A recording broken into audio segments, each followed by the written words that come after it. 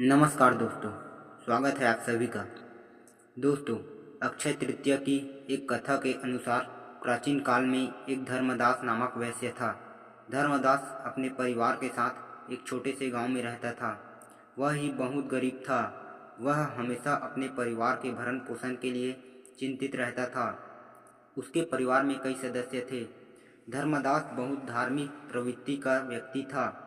उसका सदाचार तथा देव एवं ब्राह्मणों के प्रति उसकी श्रद्धा अत्यधिक प्रसिद्ध थी। अक्षय तृतीया व्रत के महात्म्य को सुनने के पश्चात उसने अक्षय तृतीया पर्व के आने पर सुबह जल्दी उठकर गंगा में स्नान करके विधि पूर्वक देवी देवताओं की पूजा की।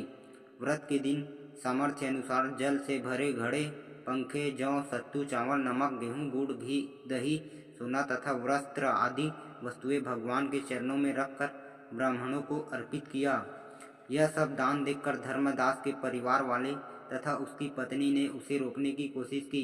उन्होंने कहा कि अगर धर्मदास इतना सब कुछ दान में दे देगा तो उसके परिवार का पालन पोषण कैसे होगा। फिर भी धर्मदास अपने दान और पुण्य कर्म से विचलित नहीं हुआ और उसने ब्राह्मणों को कई प्रकार का दान दिया। उसके जीवन में जब भी अक्षय तृतीया का पावन पर्व आया, प्रत्येक बार धर्मदास ने विधि से इस दिन पूजा एवं दान आदि कर्म किया। अनेक रोगों से ग्रस्त तथा वृद्ध होने के उपरांत भी उसने उपवास करके धर्म, कर्म और दान पुण्य किया। यही वैश्य दूसरे अगले जन्म में कुशावती का राजा हुए। मान्यता है कि अक्षय तृतीया के दिन किए गए दान पुण्य पूजन के कारण वह अपने अगले जन्म में बहुत धनी एवं प्रतापी राजा बना।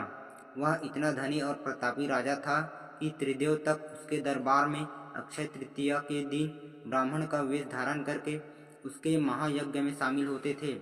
अपनी श्रद्धा और भक्ति का उसे कभी घमंड नहीं हुआ।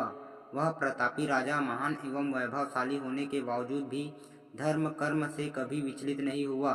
माना जाता है कि यही राजा आगे के जन्मों में भारत के प्रसिद्ध सम्राट चंद्रगुप्त के रूप में पैदा हुए थे।